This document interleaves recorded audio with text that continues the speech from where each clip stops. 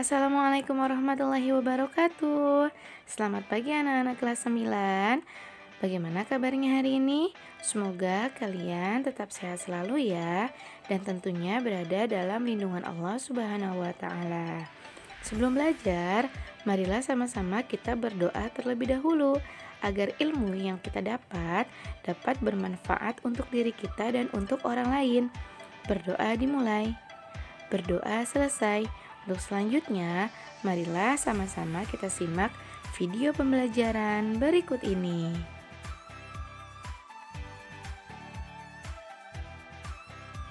Hari ini kita akan mempelajari cara membaca buku dengan metode SQ3R. Oke, pengertian membaca menurut Davis, membaca ialah sebagai suatu proses mental atau kognitif yang di dalam proses tersebut seorang pembaca dapat mengikuti dan merespon pesan yang disampaikan oleh penulis. Kegiatan membaca adalah kegiatan yang bersifat aktif dan interaktif. Nah, ketika kita membaca, maka ada hasil yang kita peroleh dari membaca. Hasil yang bisa kita dapat yang pertama, bisa memunculkan inspirasi kepada seorang pembaca untuk bisa menulis. Yang kedua, bisa menyelami pemikiran-pemikiran yang baru. Kemudian, bisa memperkaya khasanah tulisan kita sendiri atau memperkaya kosakata dan pengetahuan baru.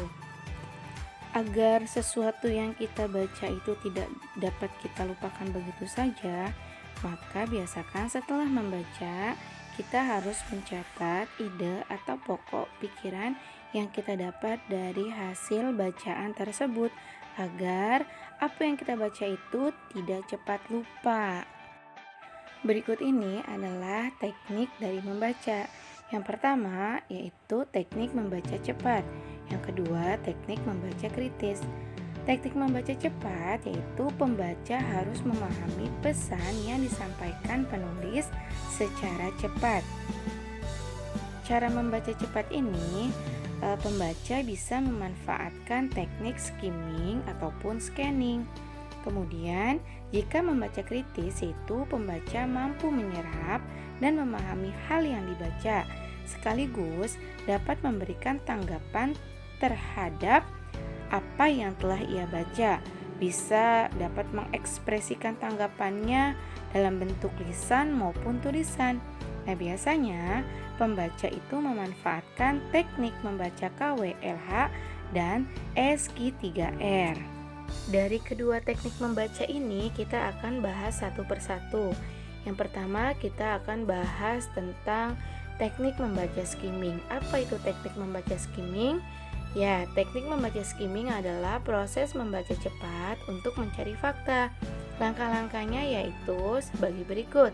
Yang pertama, pembaca perlu pastikan dirinya tahu informasi yang diperlukan. Yang kedua, pembaca harus melihat baris demi baris, kalimat demi kalimat secara cepat. Yang ketiga, pembaca perlu mengingat dan berpikir tentang informasi yang diperlukan selama proses membaca skimming. Dan yang keempat, pembaca perlu memperlambat proses skimming saat mendapatkan kalimat-kalimat atau informasi yang dicarinya. Kemudian ia catat. Yang kedua yaitu teknik membaca scanning. Teknik ini adalah membaca cepat untuk mendapatkan pesan yang khusus, bukan untuk mendapatkan gambaran umum tentang keseluruhan dari bahan bacaan. Teknik scanning dilakukan dengan cara menggerakkan mata dari atas sampai ke bawah dengan cepat, mengikuti halaman muka teks yang sedang kita baca. Kemudian, sambil memberikan perhatian pada pesan yang ingin kita cari.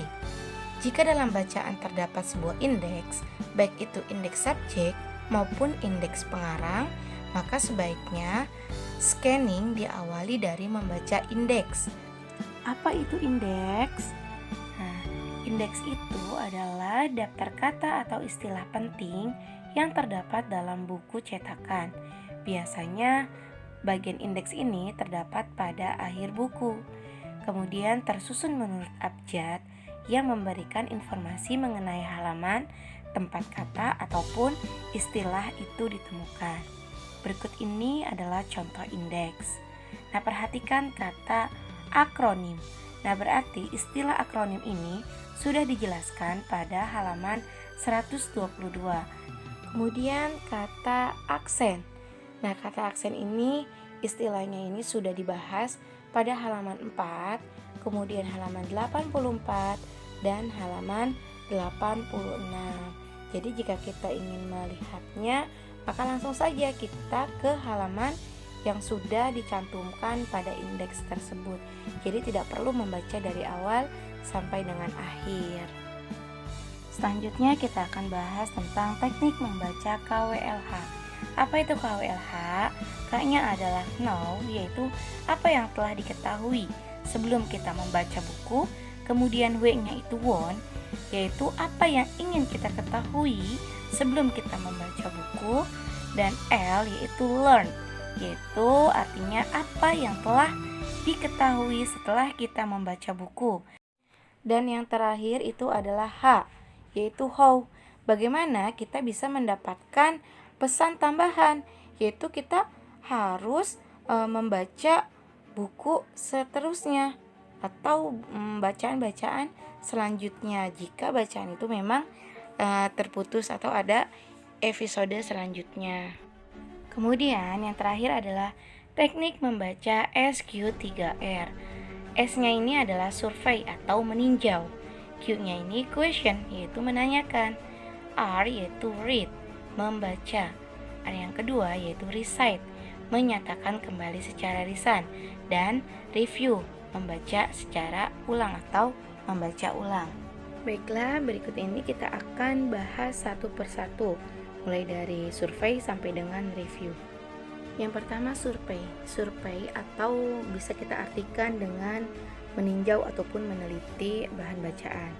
Langkah membaca untuk mendapatkan gambaran keseluruhan apa yang terkandung dalam bacaan.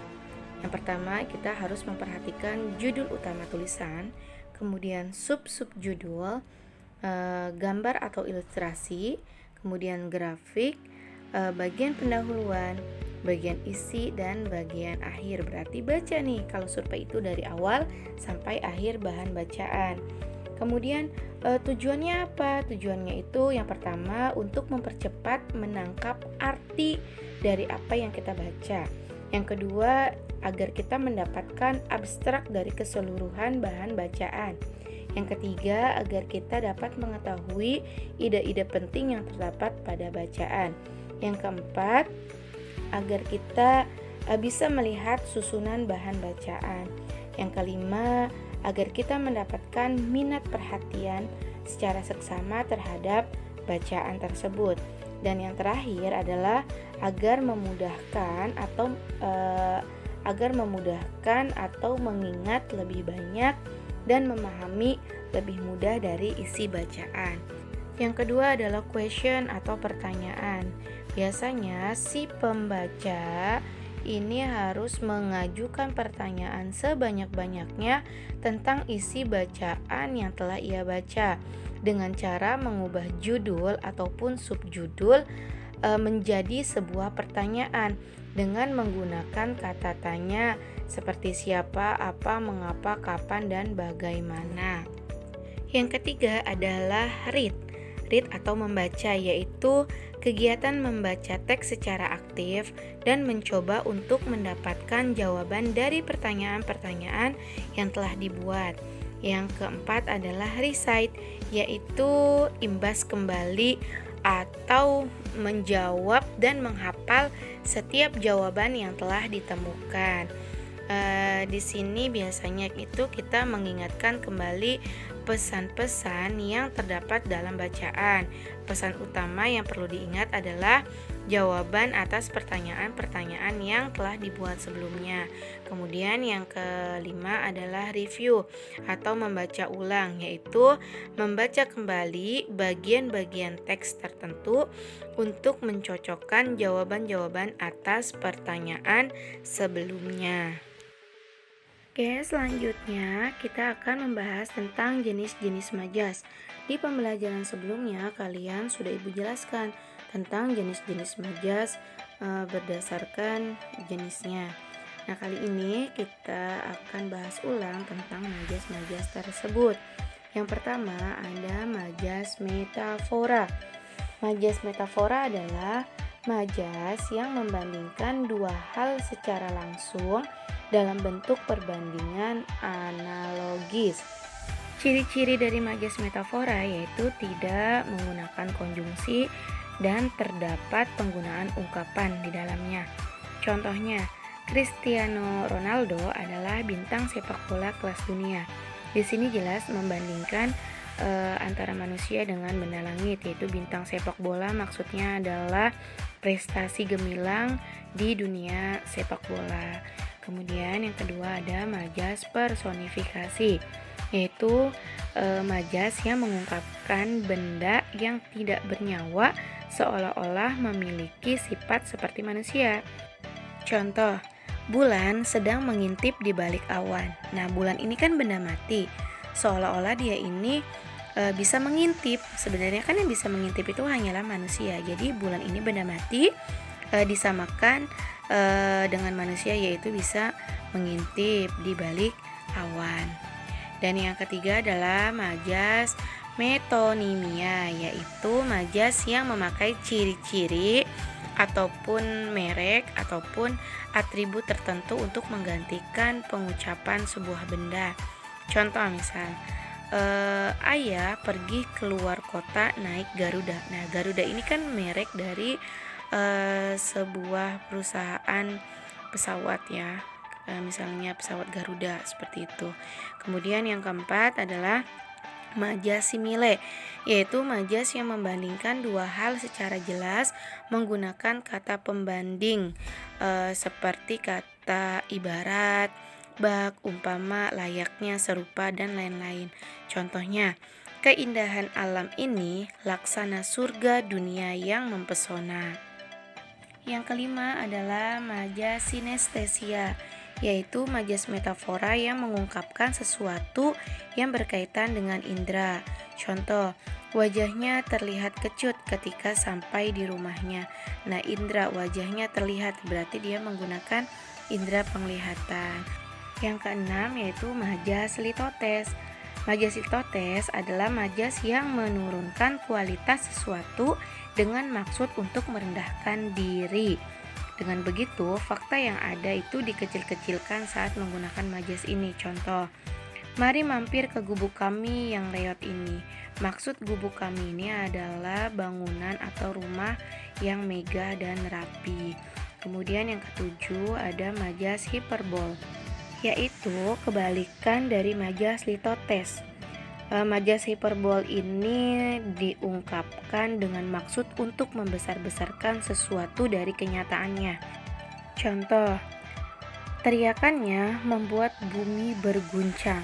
Nah, sebenarnya ketika orang itu berteriak bukan bumi yang berguncang, hanya saja teriakannya itu misalnya terlalu keras, terlalu kencang ya, sehingga orang-orang itu mendengar. Jadi majas ini adalah majas yang dilebih-lebihkan dari kenyataan.